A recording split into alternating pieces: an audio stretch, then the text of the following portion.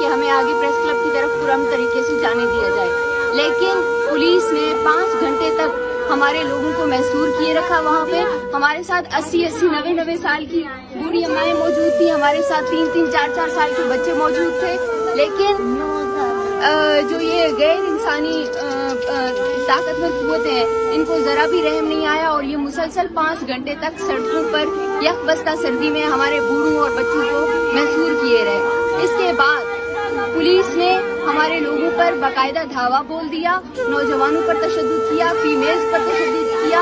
हमारी जो बूढ़ी माएँ थी उनको उठा कर पुलिस की गाड़ियों में फेंका गया। हमारी जो बहनें थी उन पे पुलिस के जो मेल अफराद थे उन्होंने तशद्दुद किया।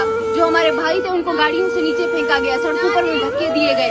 हमारे कई साथी जख्मी हुए और रात को बाद में जो हमारे बाकी साथी बचे थे, हम सब ने गिरफ्तारी दी पुलिस को, डॉक्टर महारंग समेत। और